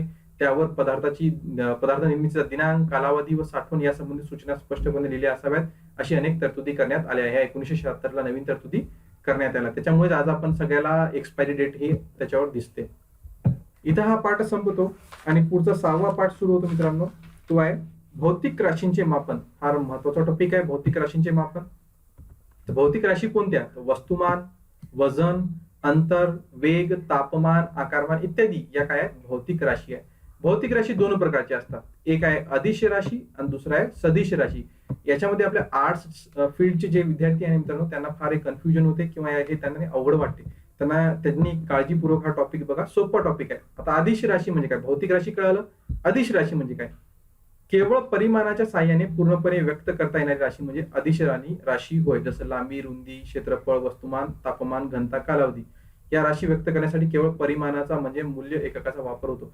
समजा आपल्याला एखाद्या वस्तूचं वस्तुमान किंवा वजन मोजायचं आहे, वस्तुमान मोजायचं आहे, किती किलो आहे, तर किती किलो सांगत असताना दिशा सांगण्याची गरज आहे का? नाही. किंवा एखाद्या जागेचं क्षेत्रफळ मोजतो, तर किती क्षेत्रफळ आहे? तर 1200 स्क्वेअर मीटर आहे. आपण म्हणतो 1200 स्क्वेअर मीटर आहे. त्याला दिशेचं काही काम पडत नाही. एखाद्या समजा आपण लॅपटॉपची रुंदी मोजवतो किंवा मोबाईलची रुंदी मोजवतो, मोबाईलची रुंदी आहे समजा 5 इंच, त्या दिशेचं काम पडलं का? नाही. म्हणून ही अदिश राशी आहे. मग ज्या ठिकाणी दिशा आणि माप दोन्हीची गरज भासते त्याला सदिश राशी म्हणतात. अशा कोणत्या गोष्टी आहे की जिथे दिशा आणि एकक दोन्ही सांगावं लागतात? तर परिमाण आणि दिशा व्यक्त करण्यासाठी सदिश राशी होती. जसं विस्थापन. मी म्हटलं की बाबा एखादा मुंबईहून एक व्यक्ती 50 किलोमीटर गेला, परंतु आपण कन्फ्युज होतो की मुंबईहून 50 किलोमीटर तर गेला, पण तो कोणत्या दिशेने गेला? म्हणजे दिशा दिली की आपण गाव सांगू शकतो कोणीकडे गेला. म्हणजे विस्थापन कोणीकडे झालं त्याचं, म्हणजे दिशा पण सांगावं लागते आणि एकक परिमाण सुद्धा सांगावं लागते. तसंच वेग, याला सुद्धा दिशा व परिमाण दोघांची गरज असते. ही झाली सदिश राशी. सोपा टॉपिक आहे अदिश आणि सदिश. पुढचं पाहूया. वस्तुमान आणि वजन हा दुसरा कन्फ्युज करणारा टॉपिक आहे मित्रांनो, की वस्तुमान आणि वजन आपल्याला एकच वाटते, पण यात भिन्न भिन्न कॉन्सेप्ट आहेत. वस्तुमान वेगळं, वजन वेगळं. वस्तुमान म्हणजे काय? की पदार्थातील द्रव्य संचयाला वस्तुमान म्हणतात आणि वस्तुमान हे जडत्वाची गुणात्मक माप आहे. एखाद्या वस्तूमध्ये जे पदार्थ भरले असतात, जे अणु सगळे मिळून त्याचं वस्तुमान होतो आणि तो जडत्वाचं दर्शक असतो. वस्तुमान जास्त तितके जडत्व पण त्याचा जास्त असतो. आणि वस्तुमान ही अदिश राशी आहे. जगात कुठेही गेले तर ते बदलत नाही. आणि परंतु वस्तुमान आणि वजन हे दोन्ही भिन्न राशी आहे. वस्तुमान सुद्धा ग्रॅम आणि किलोग्राम मध्ये मोजतात. तुम्हाला मी स्पष्ट फरक सांगतो. तुम्हाला वजन आणि वस्तुमानचं पहिले वजन पाहून घेऊ. ज्या वस्तू आपण ग्रॅम किलोग्राम मध्ये मोजतो त्यांना वजन नसून ते वस्तुमान असते. आपण ज्या वस्तू मोजतो ना 1 किलो 2 किलो, ते वजन नसून त्यांचं वस्तुमान असते. आणि जेवढे गुरुत्वीय बल कार्य करते त्याला वजन म्हणतात आणि वजन ही सदिश राशी आहे. आता याच्यातला फरक मी तुम्हाला स्पष्ट करून सांगतो, की आपलं वजन आपण समजा पृथ्वीवर मोजलं तर एक भरतो आणि जर तुम्ही चंद्रावर गेले तर वजन वेगळा भरतो. म्हणजे काय झालं? म्हणजे पृथ्वीवर असताना आपलं शरीर जाड होतं आणि चंद्रावर गेल्यानंतर पातळ झालं का? नाही. तर हा फरक का पडला? गुरुत्वाकर्षण शक्तीमुळे. पृथ्वीची गुरुत्वाकर्षण शक्ती जास्त आहे म्हणून आपलं पृथ्वीवर वजन जास्त पडते आणि चंद्रावर कमी पडते. मग आपलं शरीर तर सारखंच होतं. मग जो आपला शरीर सारखा आहे म्हणजे आपल्यातलं द्रव संचय कमी झालं का? नाही. आपला शरीर सारखा आहे त्याला वस्तुमान म्हणतात. तो बदलला नाही, वजन बदलला. आणि वजन कशावर असतो? गुरुत्वाकर्षणावर आधारित असतो. त्याच्यामुळे वस्तुमान वेगळं, वस्तुमान बदलत नाही. परीक्षेत तुम्हाला कन्फ्युज करण्यासाठी प्रश्न येऊ शकतो की पृथ्वीवरील वस्तुमान आणि चंद्रावरील वस्तुमान सारखा असतो की वेगळा असतो. 4 ऑप्शन दिले जाऊ शकतात. वस्तुमान कधी बदलत नाही हे पक्क लक्षात ठेवा. कारण आपलं शरीर तर सारखाच आहे. चंद्रावर जा की पृथ्वीवर राहा, शरीर बदलत नाही. वजन बदलतो, वस्तुमान बदलत नाही. वजन बदलत असतो. आणि वस्तुमान ही अदिश राशी आहे आणि वजन ही सदिश राशी आहे. का? कारण गुरुत्वाकर्षण हा एका दिशेमध्ये कार्य करतो. कोणत्या दिशेमध्ये? खालच्या दिशेने कार्य करतो. तुम्ही बघा, गुरुत्वाकर्षण कधी आजूला बाजूला किंवा वरी कार्य करतो का? नाही, तो एकाच दिशेने कार्य करतो. म्हणून ती सदिश राशी आहे. त्याच्यानंतर या राशींचे मापन करण्याची सुद्धा पद्धती आहे. एक आहे एमकेएस पद्धती. एमकेएस म्हणजे काय? याच्या नावातच अर्थ लपलेला आहे. एम म्हणजे मीटर, के म्हणजे किलोग्राम, एस म्हणजे सेकंद. एमकेएस पद्धतीमध्ये मीटर, वस्तुमान आणि किलोग्राम मध्ये काळा सेकंदामध्ये मोजला जातो. सीजीएस पद्धतीमध्ये C for centimetre, G for gram आणि S for second. Centimetre, gram आणि सेकंद मध्ये याचा मोजमाप केली जाते. आणि एमकेएस या मापन पद्धतीमध्ये लांबी, वस्तुमान व काळ या आधारभूत राशी मानण्यात येतात. त्याचप्रमाणे एककाची आंतरराष्ट्रीय पद्धत आहे, त्याला एसआय पद्धती म्हणून ओळखलं जाते. त्याला सिस्टीम इंटरनॅशनल. त्याची एकके ही जगभरात ही मान्य आहेत आणि तीच वापरली जातात. त्याची काय एकक आहे? तर लांबीचं एकक आहे मीटर, तो कोणत्या चिन्हाने दर्शवला जातो? स्मॉल एम न. वस्तुमानाचा एकक आहे किलोग्राम आणि तो केजी न दर्शवला जाते. आणि काळाचा एकक आहे सेकंद आणि तो एस या अक्षरानं दर्शवलं जाते. पुढचं पाहूया. वस्तुमानाचे प्रमाण म्हणून आता बघा, आपण दुकानात जातो आणि एखादी वस्तू 1 किलो पाहिजे, 2 किलो पाहिजे आपण ठरवतो. तर ते 1 किलो कोणी शोध लावला आणि ते काय त्याचा आधार आहे की एवढाच म्हणजे 1 किलो असणार. एखाद्या दुकानदारानं म्हटलं की अर्ध्या किलोचा माप घेतला आणि त्यानं म्हटलं की मी ही नवीन संज्ञा शोधून काढली की अर्धा किलो म्हणजेच 1 किलो. तसं दुकानदार करू शकत नाही. मग तो 1 किलोचा वजन वेगळा, 2 किलोचा तेवढाच 2 किलो असला पाहिजे. ते कशावरून ठेवलं जाते? त्याच्यासाठी काय मित्रांनो, त्याचं प्रमाण म्हणून प्लॅटिनम इरिडियम संमिश्राचा एक भरीव दंडगोल पॅरिस येथील आंतरराष्ट्रीय वजनमाप संस्थेमध्ये ठेवलेला आहे आणि आंतरराष्ट्रीय करारानुसार त्याच्या वस्तुमानाला 1 किलोग्राम म्हटलेलं आहे. म्हणजे जगभरात कोणताही 1 किलोचं वजन तुम्ही नेलं तर तुम्हाला तो या प्लॅटिनम इरिडियम संमिश्राचा जो ठोकळ्याचा जो वजन आहे तेवढाच 1 किलोचा वजन असला पाहिजे. जगभर तो सारखा असतो. तसाच अंतर पॅरिस तिथेच ठेवलेलं, त्याच ठिकाणी पॅरिस येथील आंतरराष्ट्रीय संस्थेमध्ये ठेवलेलं प्लॅटिनम इरिडियम संमिश्राचं ते बनलं आहे. आदिरूप पट्टीवर 2 सूक्ष्म रेषा कोरल्या आहे आणि त्या 2 रेषांमधील अंतर हा मीटर म्हणून प्रमाण मानलाय आणि तेवढंच अंतर जगभर 1 मीटर म्हणून गृहीत धरण्यात येते. आणि या गोष्टी कुठे ठेवलेल्या आहे? पॅरिस येथील आंतरराष्ट्रीय संस्थेमध्ये ठेवलेल्या आहे. आणि त्या कोणत्या धातूच्या बनल्या आहे? ते पट्टी आणि ते वजनाचा ठोकळा ते प्लॅटिनम इरिडियम संमिश्राचं. हे नाव लक्षात ठेवा, एक्झाम मध्ये येऊ शकते. आणि मग हे जे तिथलचं ते मोजमाप करून प्रत्येक देशाच्या प्रयोगशाळेमध्ये हे आणलं जाते आणि तिथून मग जे वजन बनवणाऱ्या टेप बनवणाऱ्या संस्था आहे या तिथून त्यांची तपासणी होते आणि तेवढं अंतर ते गृहीत धरून ते वजनमाप तयार केलं जाते. त्याच्यानंतर आता हे झालं, आपण वजन पाहिला, लांबी मोजण्याचं पाहिलं. आता वेळ काळ कसा मोजला जाते हे तर सोपं आहे की पृथ्वीच्या परिवलनावरून हे ठरवलं जाते की पृथ्वीचं जे एक चक्कर पूर्ण करते 24 तासात आणि 1 दिवस त्याला धरण्यात आलं आणि त्याच्यानुसार मग 60 मिनिटे म्हणजे 1 तास आणि 60 सेकंद म्हणजे 1 मिनिट याप्रमाणे त्याचं प्रमाणीकरण करण्यात आलं आहे. हे पृथ्वीच्या परिवलनावरून ठरवण्यात आलं आहे. आता हे जे वजन वगैरे आहे आपण पाहिलं की ते पॅरिस मधल्या आंतरराष्ट्रीय संस्थेमध्ये ते ठेवलेलं आहे. त्याच्यानंतर 1 किलो 2 किलो पूर्ण जगभर बनवलं जाते. मग प्राचीन काळात काय होतं? तर प्राचीन काळात इजिप्तमध्ये मित्रांनो कोपरापासून मधल्या बोटाच्या टोकापर्यंतच्या अंतरास क्युबिट म्हटलं जायचं, क्युबिट. परंतु प्रत्येक व्यक्तीचा हात का सारखाच अंतराचा राहणार का? नाही, प्रत्येक व्यक्तीचा हात लहान मोठा असू शकतो. मग त्याच्यावर उपाय तिथलच्या इजिप्तच्या लोकांनी काय काढलं होतं की जो राजा असायचा तिथलचा त्याच्या हाताचं जे माप आहे ते क्युबिट म्हणून प्रमाण मानलं जायचं की राजाचं क्युबिट हे प्रमाण मानलं जायचं. आणि क्युबिट म्हणजे काय? हाताच्या कोपरापासून तर मधल्या बोटाच्या टोकापर्यंतचा भाग त्याला क्युबिट म्हणलं जायचं. आणि भारतात जे सोनं वगैरे तोलायचे ना सुरुवातीला त्याला गुंज या मापानं सोनं तोलत असेल, त्याला काय म्हणायचे? गुंज. ग्राहकांची वजन मापनामध्ये फसवणूक होऊ नये म्हणून शासनाच्या अन्न नागरी पुरवठा व ग्राहक संरक्षण विभागात वजनमाप उपविभाग कार्य करतो. म्हणजे याच्यावर निगराणी ठेवण्यासाठी शासनाचा वजनमाप उपविभाग कार्य करतो. तो काय करतो की वजनमाप, उत्पादन, विक्री व दुरुस्ती यासाठी आवश्यक ते परवाने देण्याचे काम हा शासनाचा वजनमाप उपविभाग करत असतो. त्याच्यानंतर आपण पाहूया की जे धरण असते, धरणातलं पाणी कोणत्या एककात मोजतात? तर ते टीएमसी, ते लिटर मध्ये मोजले जाऊ शकत. काय प्रचंड प्रमाणात पाणी असते तर तो कोणत्या एककात मोजतात? टीएमसी. या टीएमसीचा फुल फॉर्म मध्ये त्याचा अर्थ लपलेला आहे. 1 टीएमसी. बघा 1 टीएमसी म्हणजे काय की 1 म्हणजे 1, टी म्हणजे 1000, एम म्हणजे मिलियन आणि सी म्हणजे cubic feet. 1000 million cubic feet म्हणजे 1 अब्ज घनफूट पाणी. 1 टीएमसी म्हणजे 1 अब्ज घनफूट पाणी होतो. आणि 1 घनफूट पाणी म्हणजे किती? तर हे होतं जवळपास 28.317 लिटर 1 घनफूट पाणी. आणि 1 टीएमसी पाणी म्हणजे किती होतं? बघा भली मोठी फिगर आहे. ती अंदाजे होते 28.317 अब्ज लिटर पाणी.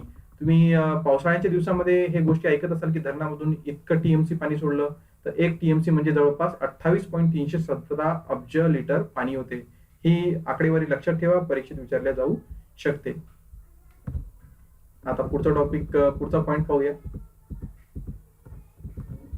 पुढचा आहे, एखाद्या गतिमान वस्तूने दिशेचा विचार न करता प्रत्यक्ष पूर्ण केलेल्या मार्गाची लांबी म्हणजे अंतर होय.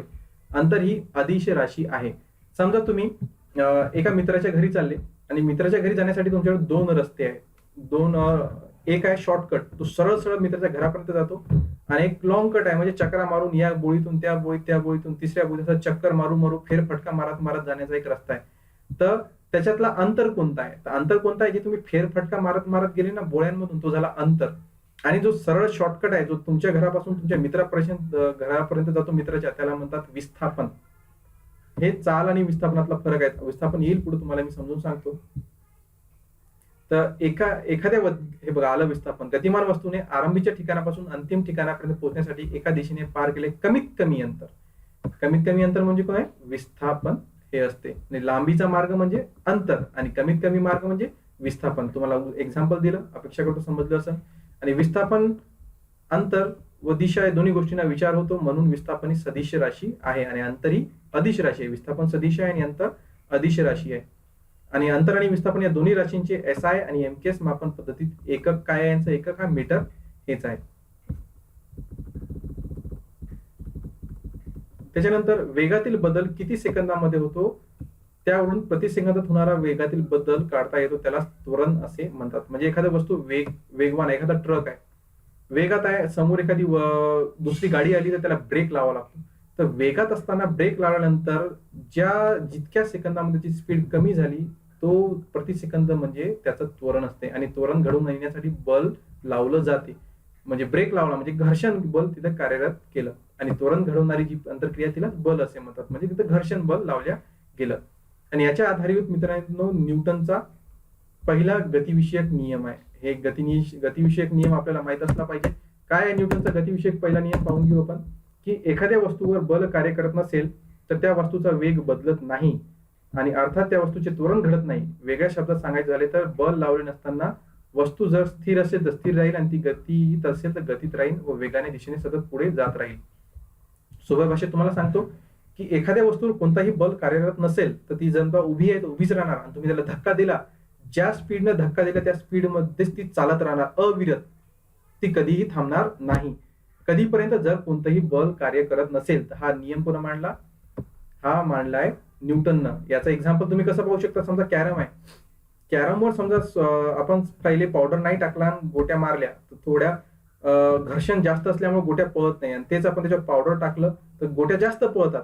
तुम्ही विचार करा, म्हणजे पावडर टाकल्यानंतर काय झालं, घर्षण कमी झालं, आणि ते घर्षण राहिलंच नसतं तर त्या गोट्या थांबल्याच नसतात, त्या सरळ पळतच राहिल्या असतात. हा नियम कोणा मांडला? न्यूटनचा गतिविषयक हा पहिला नियम आहे.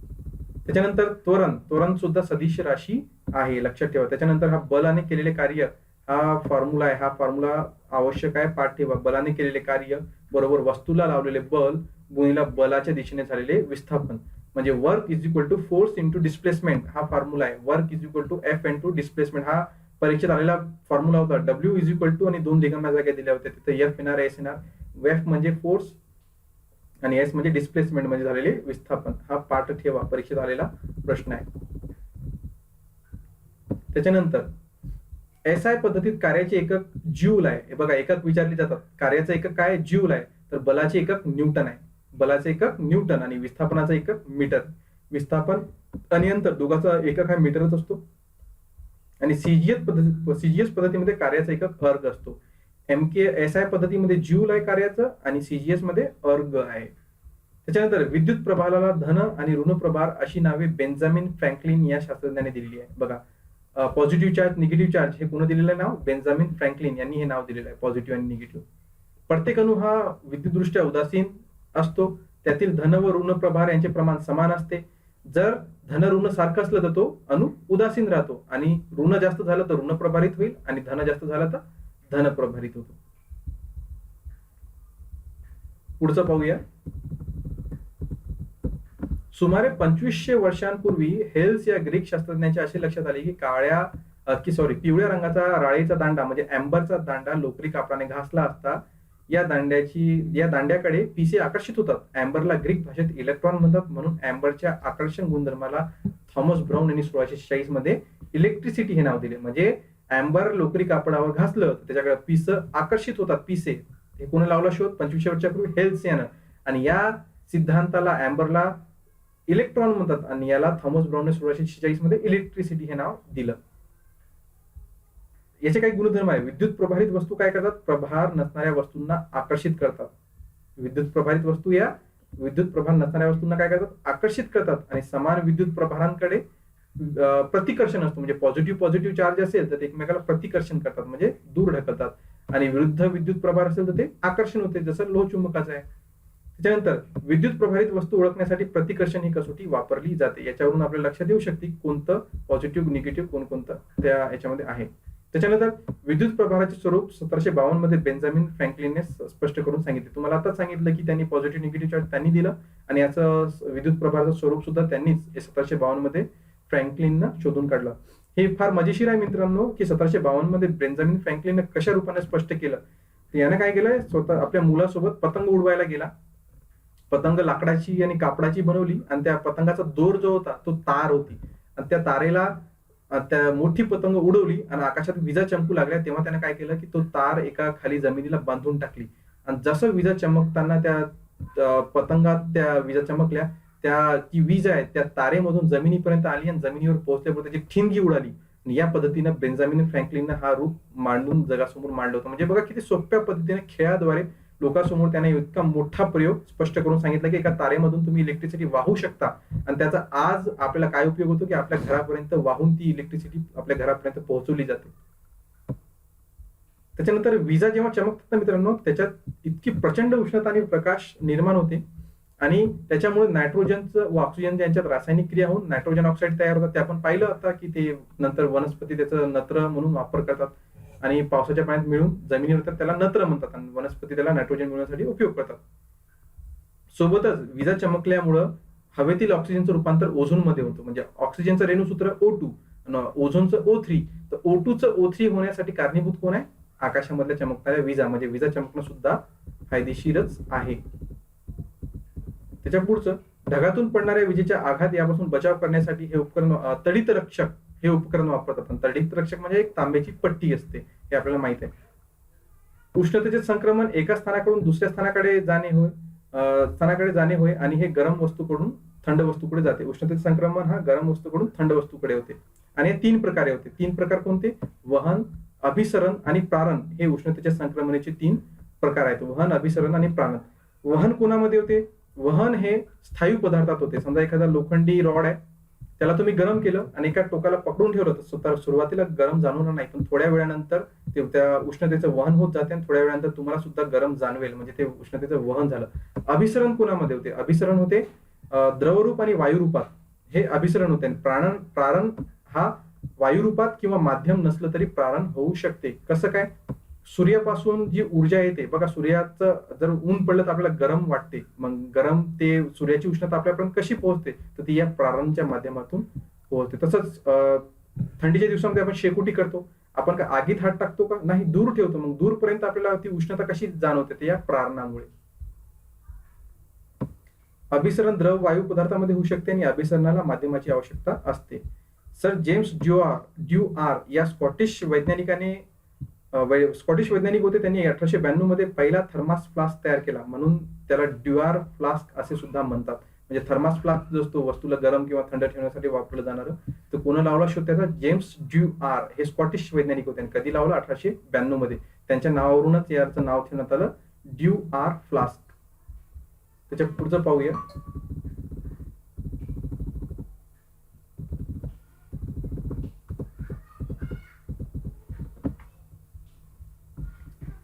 शीघ्र संगणन क्रियेमुळे अचानक एखाद्या विशिष्ट लहानशा भूभागावर सुमारे 100 मिलीमीटर प्रति तास किंवा त्यापेक्षा अधिक प्रमाणात पाऊस पडतो. याला ढगफुटी म्हणतात. बघा, हे कॉन्सेप्ट बऱ्याच लोकांना कन्फ्युज आहे की ढगफुटी म्हणजे नेमकं काय असते. काय होते? शीघ्र संगणन क्रियेमुळे अचानकपणे एखाद्या विशिष्ट भागावर किती पाऊस पडतो? 100 मिलीमीटर प्रति तास किंवा त्यापेक्षा जास्त. 100 मिलीमीटर प्रति तास किंवा त्यापेक्षा जास्त. हे पडते कसं काय मित्रांनो? ढगफुटी होण्यास कारण काय असते? काय असते की एखाद्या पावसाचं ढग त्या ठिकाणी आले, जर जमिनीचं तापमान जास्त असेल तर जे पडणारं पाणी आहे ते हवेतच त्याची वाफ होऊन जाते. का वाफ होते? कारण जमिनीचं खालचं तापमान जास्त आहे. मग ती वाफ पुन्हा त्या ढगांमध्ये वापस जाते. म्हणजे ही वाफ वापस त्या ढगांमध्ये जाते आणि पुन्हा तिथं ढग निर्माण झाले तर म्हणजे डबल तिथं पाणी साठा झालाय. खालची वाफ, जे पडलेला पाऊस त्याची वाफ ऑलरेडी झाली, पुन्हा नवीन ढग आले, मग अचानकपणे पूर्ण पाऊस कोसळतो आणि तो किती असतो? 100 मिलीमीटर प्रति तास किंवा त्यापेक्षा जास्त. अशी ढगफुटी केव्हा झाली? 6 ऑगस्ट 2010 रोजी अशी ढगफुटी लडाख लेह येथे झाली होती. तसंच 26 जुलै 2005 रोजी मुंबईमध्ये सुद्धा ढगफुटीची घटना झाली होती. त्या दिवशी 8 ते 10 तासामध्ये सुमारे 950 मिलीमीटर म्हणजे 37 इंच इतका पाऊस पडला होता.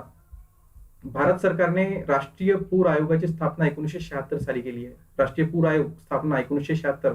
आकडेवारी लक्षात ठेवा. हे आपत्ती व्यवस्थापनामधले धडा आहे, त्याच्यातले टॉपिक आहेत. त्याच्यानंतर सर्व विजा जमिनीवर पडत नाही. 95% विजा या आकाशातच राहतात, या जमिनीपर्यंत पोहोचत नाही. फक्त 5% विजा जमिनीपर्यंत पोहोचतात आणि वातावरणात दर सेकंदाला 40 विजा चमकत असतात. दर सेकंदाला 40 विजा. आणि विजेमुळे निर्माण होणारं तापमान हे सूर्याच्या तापमानापेक्षा सुद्धा जास्त असते. इतकं प्रचंड तापमान असतो आणि एवढ्या मोठ्या तापमानामुळे प्रचंड दाबाखाली हवा अचानक प्रसरण पावते आणि त्या प्रसरण पावल्यामुळे मोठा कडाडण्याचा आवाज येतो. म्हणजे आवाज काय येतो? कारण हवा प्रसरण पावते. त्याच्यानंतर आहे सुनामी लाटा, की महासागराच्या तळाशी जे भूकंप किंवा ज्वालामुखी फुटतात त्याच्यामुळे समुद्राच्या पाण्याच्या लाटा निर्माण होतात. त्यांची उंची त्यांचा वेग 800 ते 900 किलोमीटर प्रति तास असतो आणि त्यांची उंची सुमारे 100 फुटापर्यंत असू शकते. सुनामी म्हणजे काय? किनाऱ्यावर येऊन आदळणारी प्रचंड मोठी लाट आणि तो जापानी शब्द आहे.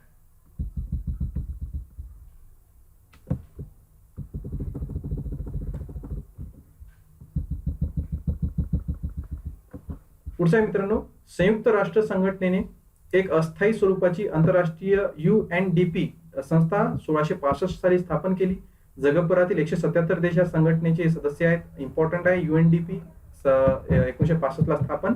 सदस्य देश किती? 177. आणि मुख्य कार्य काय याचं? आपत्ती काळात साधन सामग्री, आर्थिक मदत तसेच स्वयंसेवक आपत्तीच्या ठिकाणी पाठवणे हा UNDP संस्थेचं कार्य आहे. यासोबतच मदतीसाठी आंतरराष्ट्रीय वैद्यकीय पथके सुद्धा व इतर तज्ञांचे गटही पाठवले जातात UNDP द्वारे. हे आवश्यक आहे. यावर्षी सुद्धा आपत्ती आलेली आहे पूर्ण जगावर, त्याच्यामुळे हा प्रश्न येऊ शकते. त्याच्यानंतर 13 ऑक्टोबर हा आंतरराष्ट्रीय नैसर्गिक आपत्ती प्रतिबंध दिन म्हणून पाळला जातो.